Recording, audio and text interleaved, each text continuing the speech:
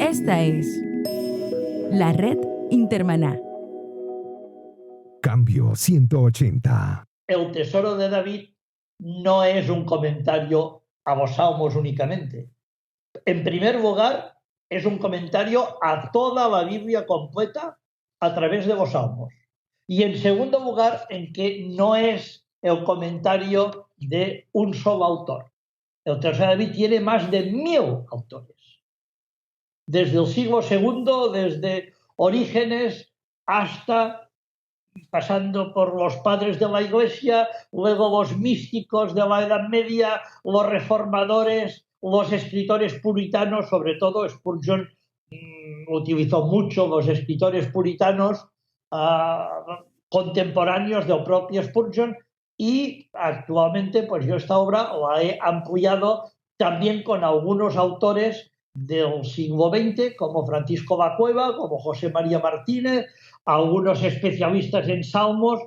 He utilizado pues notas suyas en puntos críticos como Joachim Kraus, como Luis Alonso Chequel, como otros autores. Yo creo que la obra en estos momentos es lo más completo que pueda haber sobre los salmos. ¿Puede el libro de los Salmos ayudarnos a entender toda la Biblia? Entre 1865 a 1898, por más de 20 años, el gran predicador y expositor bíblico C. H. Spurgeon escribió el gran comentario al libro de los Salmos que tituló El tesoro de David. Este fue publicado por Passmore and Alabaster. La obra completa consistía de 7 volúmenes que abarcan todo el Salterio. Recientemente, Eliseo Vila, presidente de la editorial CLIE, publicó una edición ampliada de esa obra en un primer volumen donde se relaciona cada versículo de los Salmos con otros de la Biblia. Eliseo amplió la obra con referencias de prestigiosos biblistas contemporáneos católicos y evangélicos y usó varias traducciones de la Biblia en castellano. Hoy dedicamos este episodio de Cambio 180 a explorar la nueva edición del Tesoro de David. Hola, ¿qué tal? Les saluda Melvin Rivera Velázquez con otro episodio de Cambio 180. Esto es un podcast, radio bajo demanda, que se descarga de la internet y se escucha cuando usted quiere, donde quiere y como quiere. Cambio 180 es auspiciado por cristianos.com, un blog con recursos para enfrentar los retos de la vida diaria. Cambio 180. El hecho de que los salmos ocupen la parte central de la Biblia, de hecho, la gente que se dedica a contar nos dice que el versículo 8 del Salmo 118 es el versículo central de la Biblia. ¿Y qué dice? Pues curiosamente algo que puede interpretarse como un compendio de toda la Biblia, ¿no? Mejor es confiar en el Señor que confiar en el hombre. Este es el mensaje de toda la Biblia.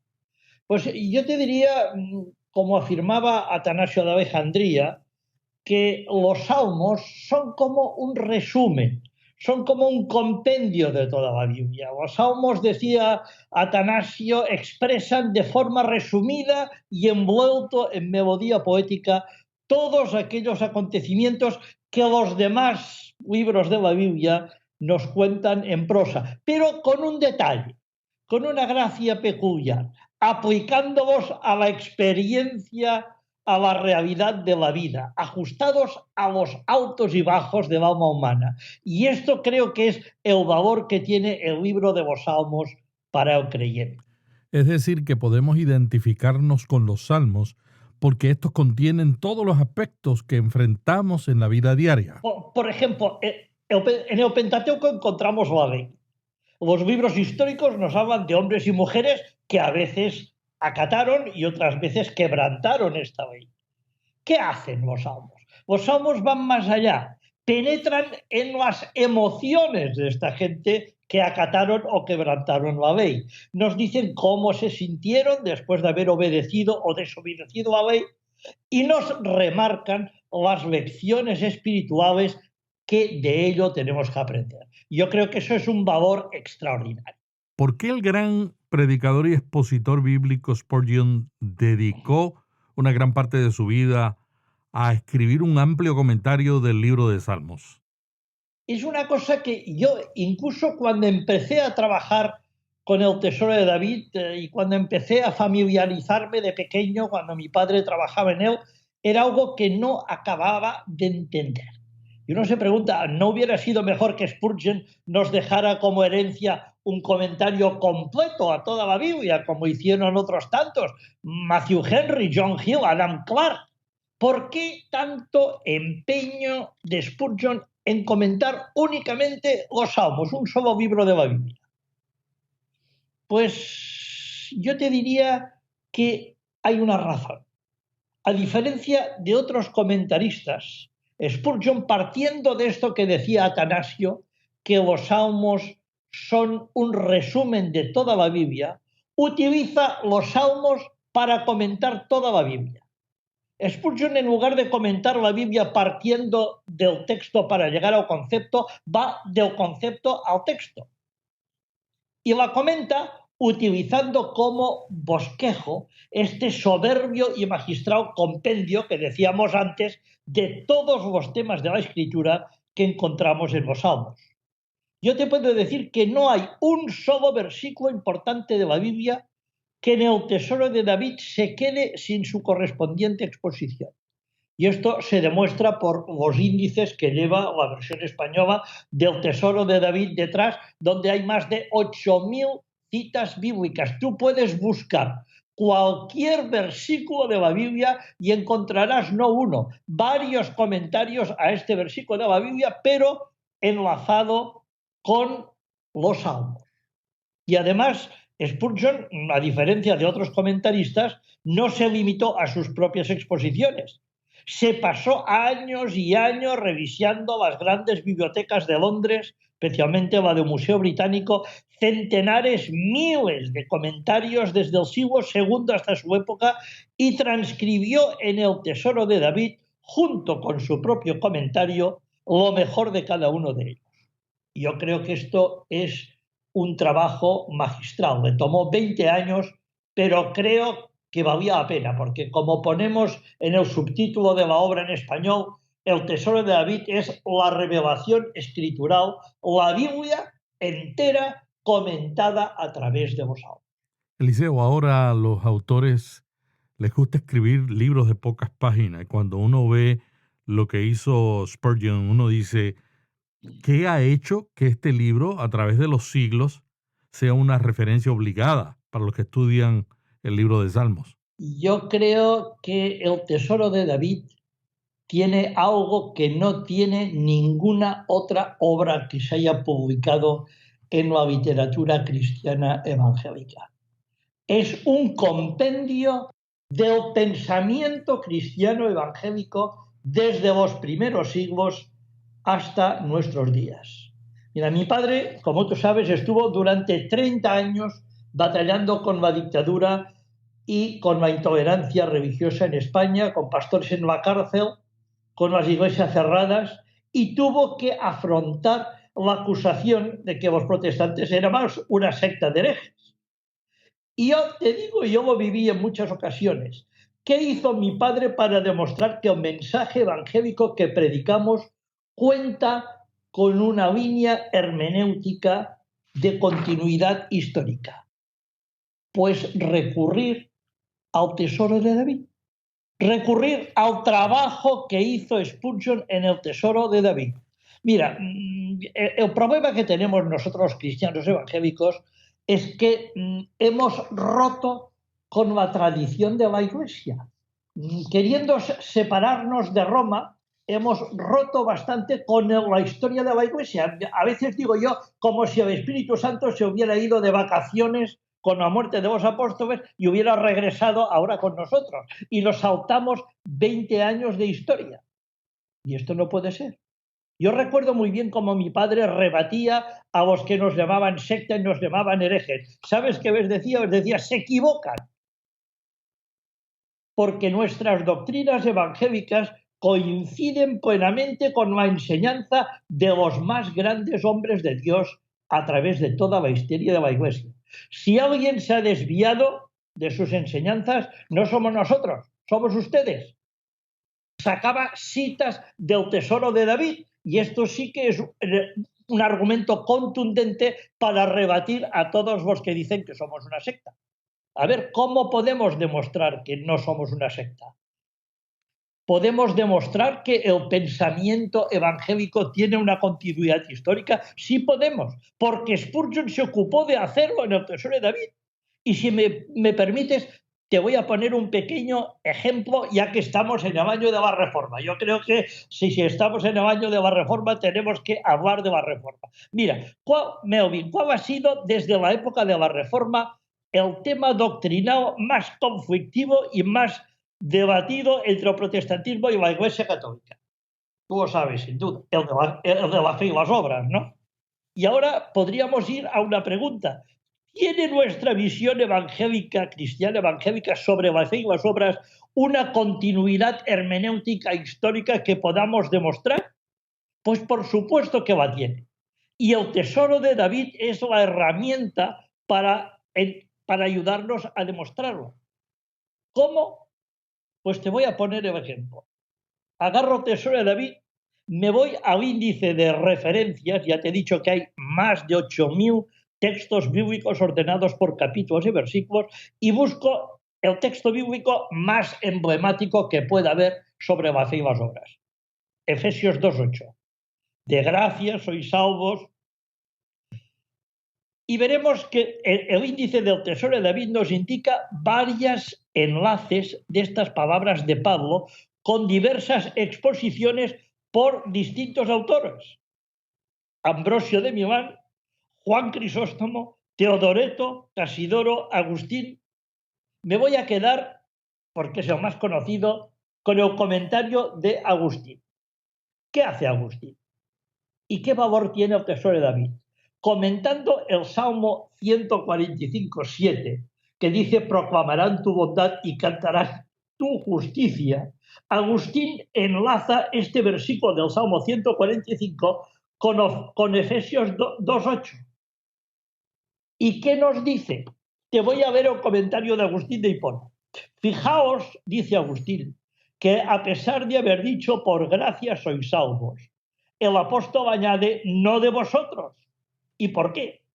Para asegurarse de que nadie pudiera entenderlo de otra manera, aunque sería difícil, puesto que al decir por gracia, todo el que oye la palabra gracia entiende que es gratuitamente. Y así es nuestra salvación, gratuitamente. Tú no has aportado nada, no es por tus méritos, porque si la salvación fuera en virtud de méritos, no sería recompensa, no sería gracia.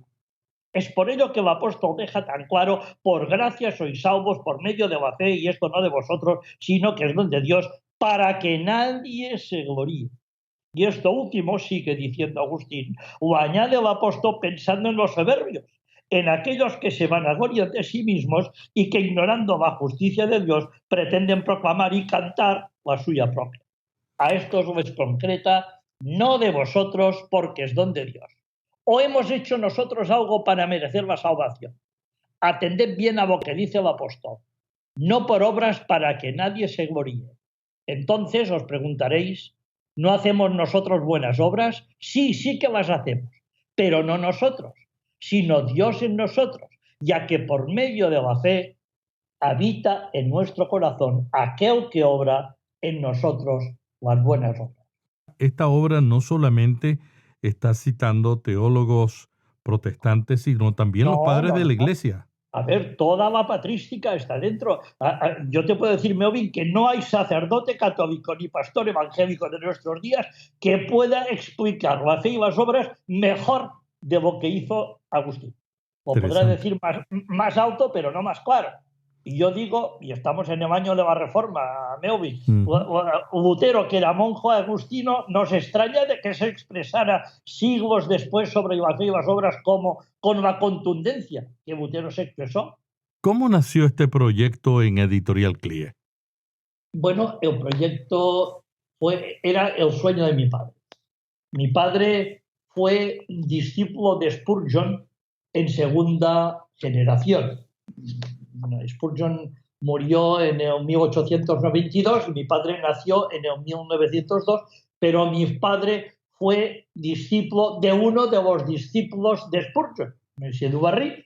Lógicamente, El Tesoro de David, como ya te he comentado, era su libro clave y su ilusión era poder tener en español una edición completa del Tesoro de David. Pero el Tesoro de David es una obra gigantesca, son 7 tomos. Entonces mi padre, a lo más que llegó, debido a sus ocupaciones, a los problemas de intolerancia religiosa en España de la época, a la falta de recursos, a lo más que llegó fue a hacer una edición resumida en 2 tomos que publicó allá por los años 60, pero que no llega ni a un 3% de lo que es la obra original completa del Tesoro de David en 7 tomos.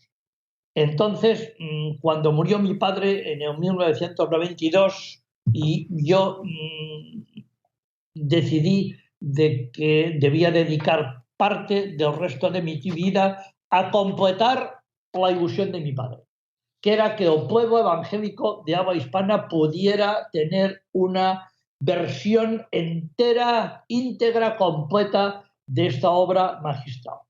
Y me puse a trabajar pues constantemente, a veces 10 y hasta 12 horas cada día, no solamente en traducir la edición original, sino en actualizarla y en ampliarla y en mejorarla. Y en esto he estado, y en esto sí, con él. Eliseo, hay muchos comentarios del libro de Salmos disponibles para pastores y líderes. ¿Qué hace diferente al Tesoro de David? El Tesoro de David no es un comentario a los salmos únicamente. En primer lugar, es un comentario a toda la Biblia completa a través de los salmos. Y en segundo lugar, en que no es el comentario de un solo autor. El Tesoro de David tiene más de 1000 autores. Desde el siglo II, desde Orígenes hasta pasando por los padres de la Iglesia, luego los místicos de la Edad Media, los reformadores, los escritores puritanos, sobre todo Spurgeon utilizó mucho los escritores puritanos contemporáneos del propio Spurgeon, y actualmente pues yo esta obra la he ampliado también con algunos autores del siglo XX, como Francisco Bacueva, como José María Martínez, algunos especialistas en salmos. He utilizado pues notas suyas en puntos críticos como Joachim Kraus, como Luis Alonso Chequel, como otros autores. Yo creo que la obra en estos momentos es lo más completo que pueda haber sobre los salmos. Además, tiene diferencias importantes sobre la edición inglesa. Tiene 4 versiones de la Biblia, tiene una versión poética de los salmos en castellano, completa, en verso, los salmos en verso, y las notas de las que más adelante podemos hablar, si te parece. ¿Cuánto tiempo te tomó editar esta obra? Bueno, pues en el primer tomo, que incluye los 61 salmos básicos, estuve 5 años. Ahora tengo hecho el 70% del segundo tomo, que yo espero que vea la luz pues en la primavera del 2019, que incluye el Salmo 119 completo. En la obra original de Spurgeon, de los 7 tomos que tiene la obra original, el Salmo 119 es un tomo completo. Creo que quizás para decirte eso te tendría que explicar cuál es un poco la estructura de la obra y por qué el primer tomo tiene los 61 salmos básicos. Yo, a medida que hacía la obra, pues te diré de que me iba impacientando de que el trabajo realizado no pudiera estar a disposición todavía de los pastores, de predicadores del pueblo español. Si lo hacíamos correlativo, como lo hizo Spurgeon desde el Salmo 1 hasta el Salmo 150, veía que habría muchos salmos clave que tardarían años en poder estar a disposición. Entonces lleguemos a una conclusión. Digo, vamos a escoger primero los 61 salmos clave, los más conocidos, los más leídos, los más predicados, y los vamos a publicar en un tomo. Y este tomo ya está a disposición. Entonces, el tomo 2 incluye el Salmo 119, que también es clave, junto con el resto de salmos desde el Salmo 1 hasta el 70. Y el tercer tomo incluirá el resto de salmos hasta completar todo el salmo. Todo editor tiene una sección favorita de un libro que edita. ¿Cuál de todos estos salmos que has visto ya en el primer volumen y en el segundo que ya estás terminando te cautivó y por qué? Bueno, yo te diría que no hay salmos mejores ni salmos peores.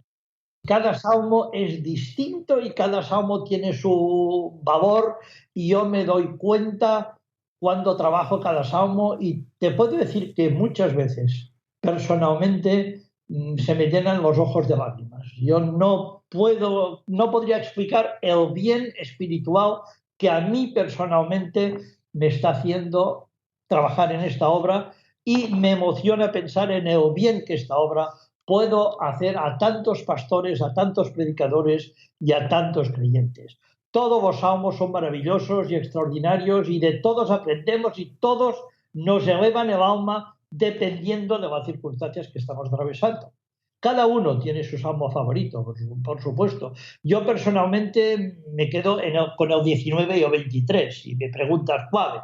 Pero, a ver, por ejemplo, los salmos favoritos de Lutero son el Salmo 46 y el Salmo 32, que Lutero llamaba el Salmo paulino, el Salmo de San Pablo. Porque una vez sus colaboradores le preguntaban a Lutero cuál es su salmo favorito, maestro, y él contestó el Salmo paulino. Y me preguntaron, oiga, ¿y qué salmo es este? Si Pablo no escribió ningún salmo. Y él dijo, el Salmo 32, porque es el Salmo de la gracia. El Salmo 32 y la Epístola a Romanos son la misma cosa. Y también te diría como anécdota que Jorge Müller de Bristol, su salmo favorito era el Salmo 37. Y en la Biblia de Jorge Müller hay un versículo 23, que dice, por Jehová son ordenados los pasos del hombre, y hay una nota manuscrita de Jorge Müller que dice, por Jehová son ordenados los pasos del hombre, y dice Jorge Müller, y las paradas también. Eliseo, editar contenidos de otros siglos siempre es un reto, porque el contexto es diferente, porque el lenguaje es diferente, y tú lo has actualizado sin que se pierda la belleza y el valor que tenía cuando se escribió originalmente. ¿Cuál fue el principal reto que enfrentaste en este proceso? Bueno, en primer lugar, como tú has dicho, es unificar. Son idiomas distintos, a veces tengo que recurrir al latín y al griego, porque no existen versiones, no existen traducciones de algunos pasajes concretos, pero incluso unificar y traducir el inglés del siglo XVII, XVI, XVII, XVIII es ciertamente un reto. Yo tengo que decir, y estoy muy agradecido, que con ello he contado con la ayuda de mi hija Ana, que es licenciada en Filología y en Literaturas Comparadas, y ella es especialista en esto, y me ha sido de gran valor su trabajo y su ayuda. Pero yo te diría que el reto ha sido, y hemos procurado, de que no hacer una traducción literal, sino una traducción dinámica. Y tú que estás en sociedades bíblicas y que entiendes de traducciones de la Biblia, sabes muy bien de lo que estoy hablando cuando digo una traducción dinámica. Es decir, que lo que esos hombres escribieron y predicaron, porque la mayoría de lo que hay son sermones, o de Agustín son sermones, por ejemplo, ¿no? O de Lutero eran sermones sobre los salmos, que lo que estos hombres predicaron suene a los oídos del lector de habla hispana hoy en día como si estos hombres hubieran predicado en español. Este ha sido el verdadero reto. la belleza de la traducción, la belleza de las palabras. Que cuando leas uno de estos comentarios de estos hombres, si no vieras que dice Agustín o que dice John Owen, y sabes que John Owen escribió en inglés, leyendo el texto no puedas distinguir si realmente fue escrito en inglés o fue escrito en español. Eso es comunicación, porque cuando el receptor recibe lo mismo que el emisor quiso comunicar, existe comunicación. Existe aquella famosa frase traductore traditore, ¿no? Traductor traidor. Claro. Pero yo te puedo decir, unos dirán, bueno, es que aquí hay palabras que no están en el original. Bueno, sí, las hay porque yo he considerado que son necesarias. Lo que yo te puedo garantizar es que el sentido es exactamente idéntico y no hay ninguna traición al pensamiento del autor. Pero hemos utilizado en español las palabras y cuantas hemos creído necesarias para que suene como si este autor hubiera predicado realmente en español. Eliseo, en el contexto latinoamericano vivimos una época muy interesante. Hay muchos pastores con unas confusiones teológicas muy serias, pero por otro lado se ha despertado en América Latina un interés por estudiar, por la preparación académica y teológica. ¿Cómo tú crees que dentro de este contexto este libro puede dar una contribución? Pues yo estoy plenamente convencido de ello, Melvin, y creo que es clave. Yo espero que el Tesoro de David se convierta en la obra de referencia por excelencia de la hermenéutica histórica evangélica. Y antes he explicado lo que es hermenéutica histórica. La Iglesia Católica cuenta para la interpretación de la Biblia con el magisterio de la Iglesia, como sabes, y la tradición. Nosotros rechazamos esto y defendemos la libre interpretación de la Biblia. Y es correcto. Pero está claro que esta libre interpretación, sin contar con ninguna referencia histórica, y tú lo has mencionado, nos está llevando a situaciones muy peligrosas que entran de lleno dentro del terreno de la herejía. El Tesoro de David, Melvin, recoge toda la tradición, si me permites usar esa palabra, de lo que es la hermenéutica evangélica, la interpretación evangélica de la Biblia desde el siglo II, pasando por los padres de la Iglesia, místicos, reformadores, puritanos, hasta el siglo XX. Y compilado todo ello por un hombre que está fuera de todo cuestionamiento por parte de cualquier denominación cristiana evangélica, sea la que sea, como es el caso de Spurgeon.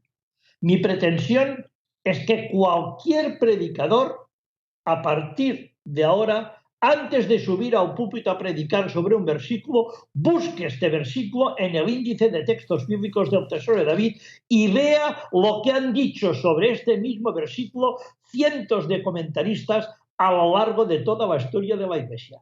Y que lea lo que han dicho otros a través de los siglos y pida que el Señor lo ilumine con su propia interpretación. Porque lo más probable es que lo que el Señor le dé a él, seguro, coincidirá con lo que han dicho muchos de ellos. Y si no coincide la interpretación suya con la de nadie, entonces yo le diría, hermano, mejor que lo analice con lupa para saber si ese criterio realmente es del Señor. Muy interesante, Eliseo, este diálogo sobre el Tesoro de David, la revelación escritural a la luz de los Salmos. Todos mis amigos que les he compartido el libro lo recomiendan y creemos que va a hacer una gran contribución para la profundización en el texto de la Biblia, no solamente en el libro de Salmos, sino en toda la Biblia, ya que estas referencias le dan un valor único a esta obra. Eliseo, al terminar esta entrevista, ¿algo más que quieras añadir? Iba a recomendar el libro, pero ya lo has recomendado tú. Yo simplemente te puedo decir que desde el punto de vista, y tú has mencionado, de análisis bíblico, es en cuanto a los salmos y en cuanto a muchos otros textos, lo mejor que hay, porque ya te he dicho que hay 4 versiones de la Biblia. Hay el análisis del texto hebreo palabra por palabra, cuando el texto difiere, la Septuaginta difiere del texto masorético hay lo que dice la Septuaginta en griego, lo que dice la versión latina, la Vulgata, varias interpretaciones, varias versiones desde el punto de vista de investigación bíblica, incluso para traducción bíblica de los Salmos. Yo creo que no se puede encontrar mejor. Muchas gracias a Eliseo Vila, presidente de Editorial CLIE y editor de la obra El Tesoro de David, la revelación escritural a la luz de los Salmos. La semana que viene tendremos a otro interesante entrevistado con este diálogo de interés para pastores y líderes. Hasta aquí Cambio 180. Cada semana, Melvin Rivera Velázquez dialoga con destacados invitados sobre temas de interés para pastores y líderes. Cambio 180 le ayuda a mantenerse relevante en un mundo cambiante. Si este podcast le gustó, vaya a iTunes y suscríbase para recibirlo automáticamente lo publiquemos. También déjenos ahí una valorización y comentario. Para más artículos sobre estos temas, visite cambio180.com. Cambio 180. Esta es la Red Intermaná.